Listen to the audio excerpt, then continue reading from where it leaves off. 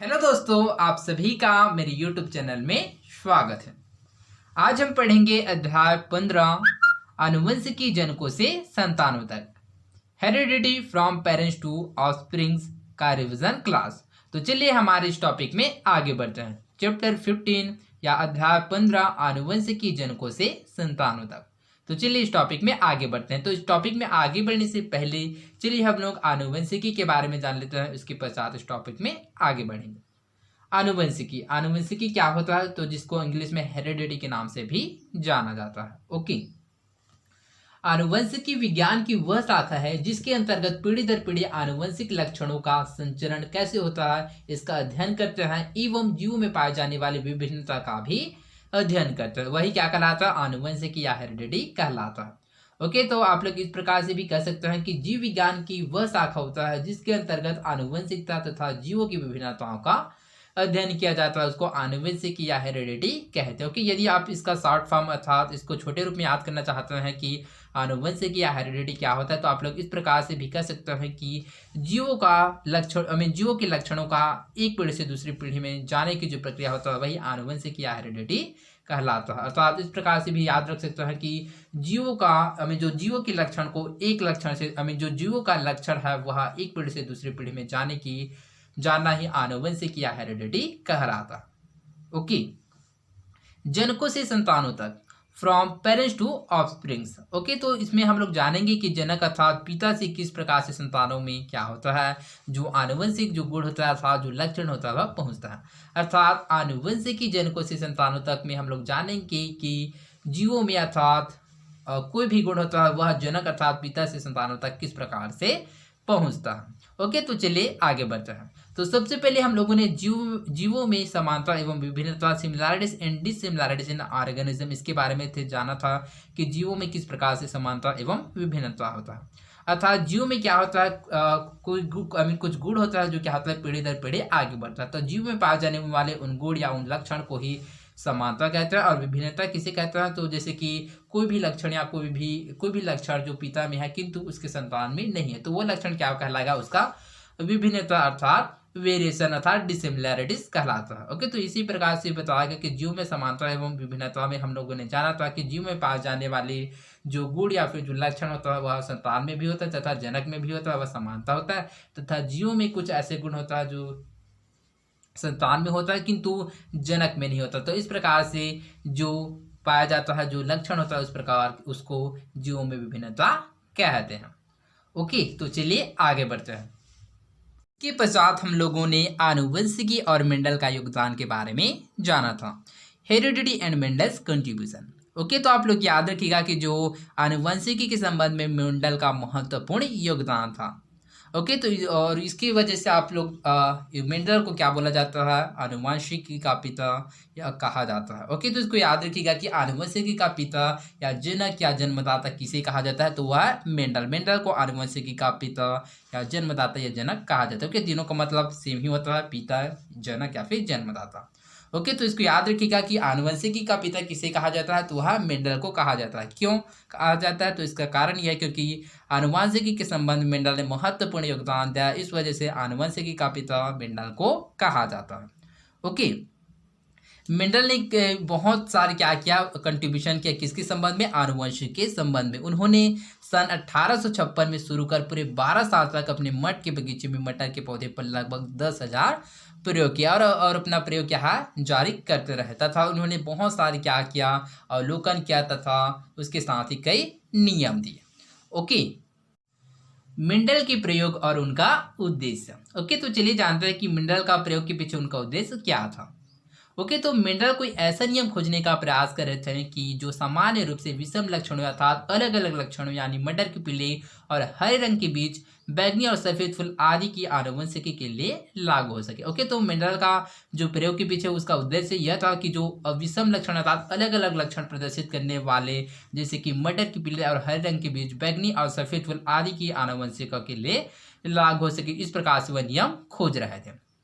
साथ ही वह यह भी प्रयास कर रहे थे कि यह अनुमान लगाया जा सके कि एक पीढ़ी से दूसरी पीढ़ी तक लक्षणों में कितनी भिन्नता होती है। साथ ही वह उसका भी रिसर्च अर्थात खोज कर रहे थे कि किस प्रकार से एक पीढ़ी से दूसरी पीढ़ी तक लक्षणों में कितनी विभिन्नता होता है, अर्थात यह उसका क्या था, उद्देश्य था, किसके प्रयोग के बीच। ओके, मिनरल के प्रयोग और उनका उद्देश्य। ओके, तो चलिए उनका प्रयोग क्या था इसके बारे में समझते हैं। तो मिनरल ने सबसे पहले क्या है, प्रयोग करने के लिए मधुमक्खियों को चुना। ओके, तो मधुमक्खियों को उन्होंने पाया कि जो मधुमक्खियों को संभालना क्या होता है, अर्थात जीव को संभालना क्या है, थोड़ा कठिन होता है। इस वजह से क्या है, उन्होंने पौधों को संभालना आसान था, इस वजह से पौधों को चुना अपने प्रयोग के लिए। तो सबसे पहले उन्होंने क्या किया, तो उन्होंने क्या है, पौधों में भी मटर के पौधों का चुनाव किया। तो मटर के पौधों का चुनाव किया, इसके पीछे रीजन, उसके पीछे कारण क्या था, तो चलिए इसको समझते हैं। तो पहला, मटर एक वर्षीय पौधा होता है, इस वजह से। ओके, और दूसरा था, इसमें पर परागण करवाया जा सकता है, जिससे संकरण होता है। ओके, तो पहला क्या था, मटर एक वर्षीय पौधा होता है, और जिसके कारण इसका जीवन चक्र क्या होता है, छोटा होने के कारण उसकी अनेक पीढ़ियों का अध्ययन सरलता से किया जा सकता है।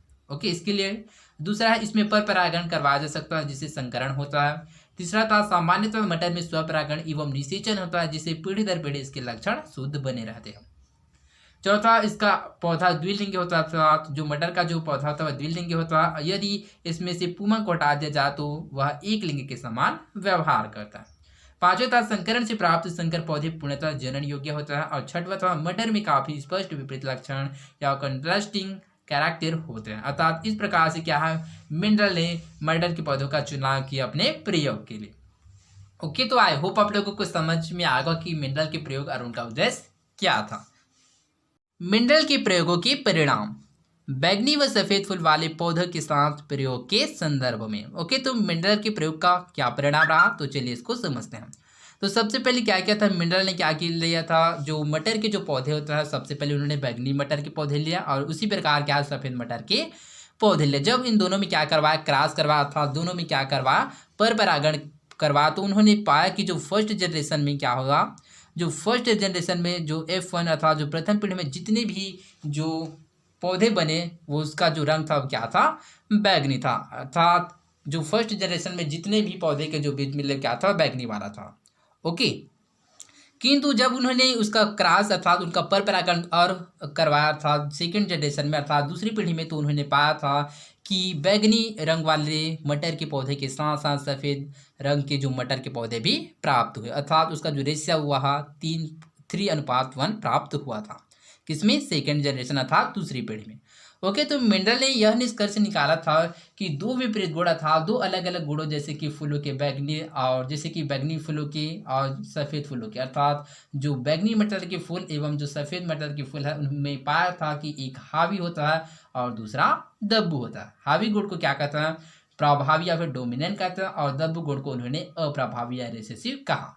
क्यों कहा, क्योंकि जो हावी गुण की उपस्थिति में दूसरे का प्रभाव नजर नहीं आता। जैसे कि हम लोगों ने जो पहले जनरेशन में क्या लिया था, सफ़ेद वाला भी लिया था और बैगनी वाला भी लिया था, किंतु फर्स्ट जनरेशन में हमको सफ़ेद का कोई रंग वाला कोई पौधा मिला क्या, नहीं मिला, अर्थात उसमें क्या होता है, यह अप्रभावी होता है। किंतु जो बैगनी वाला जो फूल होता है फर्स्ट जनरेशन के लिए, वो क्या था, प्रभावी अर्थात डोमिनेंट था। इस प्रकार से क्या है, मिनरल के प्रयोग के परिणाम रहा। ओके, परिणाम के आधार पर अनुमान, assumption based on experimental observation. Okay, तो चलिए जानते हैं कि प्रयोग से मिनरल ने क्या अनुमान लगाया।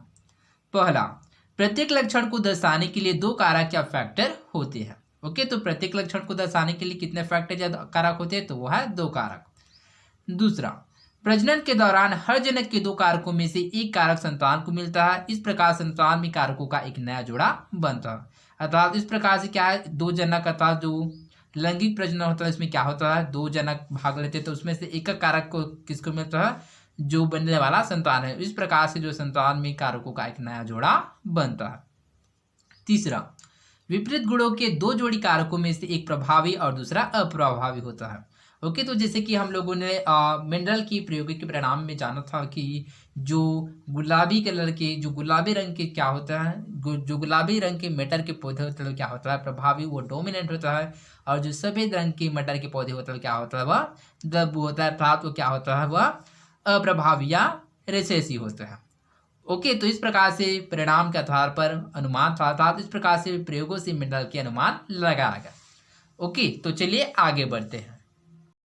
मेंडल के नियम, मेंडल्स लॉ। ओके, तो चलिए मेंडल के नियम के बारे में हम लोगों ने क्या जाना था। तो मेंडल के नियम के अनुसार युग्मक में कारक एक दूसरे से पृथक होकर पहुंचते हैं। तो मेंडल के नियम के अनुसार क्या था कि मेंडल के नियम के अनुसार युग्मक में कारक एक दूसरे से पृथक अर्थात अलग अलग होकर पहुंचता है। ओके, तो इसको याद रखिएगा कि जो मेंडल के नियम है उसको मेंडल के पृथक्करण का नियम या लॉ ऑफ सेग्रेगेशन कहा जाता है।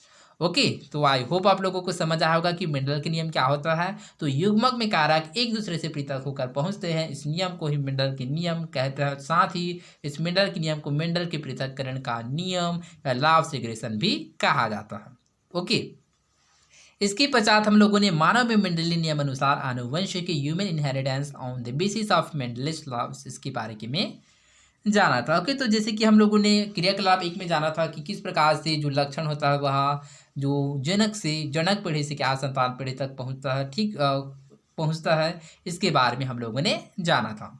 तो ठीक सिकल सेल एनीमिया इस प्रकार का एक रोग होता है जो क्या होता है वह जनक से लेकर पीढ़ी तक पहुंचता है। ओके, तो चलिए सिकल सेल कारक और आनुवंशिकी के बारे में जानते हैं कि सिकल सेल क्या होता है। तो सिकल सेल कारक और आनुवंशिकी, factor for sickle cell anaemia and their inheritance. Okay, तो चलिए सिकल सेल के बारे में समझते हैं। सिकल सेल विकारों का समूह होता है जिसके कारण लाल रक्त कोशिका विकृत और टूट जाता है। सिकल सेल क्या होता है? तो सिकल सेल विकारों का समूह होता है जिसके कारण लाल रक्त कोशिका विकृत और टूट जाता है। ओके, तो सिकल सेल रोग होने की स्थिति में क्या होता है, जो लाल रक्त कोशिका होता है वह हिस्से के आकार में बन जाता है। ओके, जो कोशिका ओके, तो इसकी उपस्थिति में क्या होता है, था सिकल सेल होता है तो इसमें क्या होता है कि जो कोशिका क्या होता है जल्दी नष्ट हो जाता है जिससे स्वस्थ लाल रक्त कोशिकाओं की कमी हो जाता है।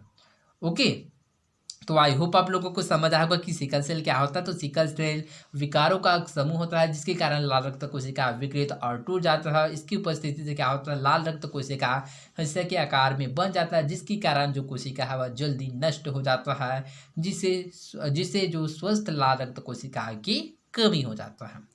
ओके, इसमें हम लोगों ने और जाना था कि मनुष्य में 11 नंबर के आलिंग या फिर जो ऑटोसोम गुणसूत्र में क्या होता है, हीमोग्लोबिन प्रोटीन बनने का कारक पाया जाता है। ओके, तो हीमोग्लोबिन क्या होता है, तो हीमोग्लोबिन के बारे में आप लोग याद रखिएगा कि हीमोग्लोबिन एक प्रकार का प्रोटीन होता है जो लाल रक्त कोशिकाओं में पाया जाता है। ओके, तो हीमोग्लोबिन कहाँ पाया जाता है, हीमोग्लोबिन एक प्रकार का प्रोटीन होता है जो लाल रक्त कोशिकाओं में पाया जाता है। इसमें याद रखिएगा कि हीमोग्लोबिन में कमी होने के कारण समय में खून की मात्रा घट जाता है। ओके, तो खून की मात्रा घटने पर क्या है, एनीमिया का खतरा बढ़ जाता है। ओके, तो आई होप आप लोगों को समझ आया होगा। तो चलिए आगे बढ़ते हैं। तो चलिए हम लोग सिकल सेल को क्या है चित्र के माध्यम से समझते हैं।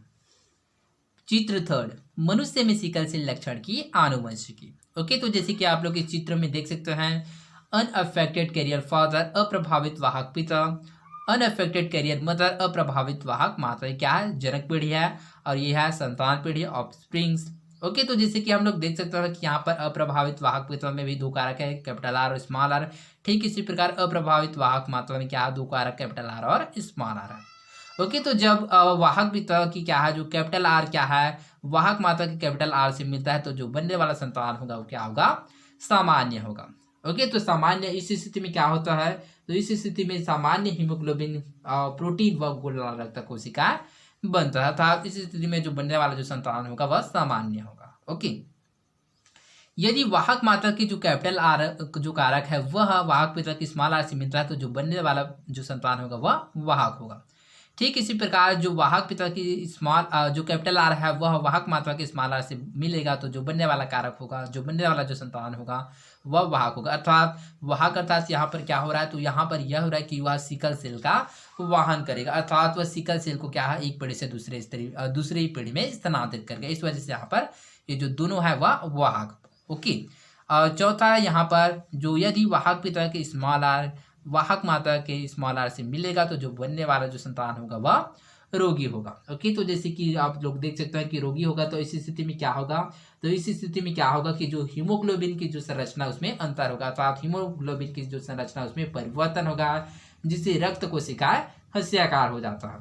ओके, तो इस प्रकार से ये जो बनने वाला जो चौथा संतान होगा वो क्या होगा, रोगी होगा।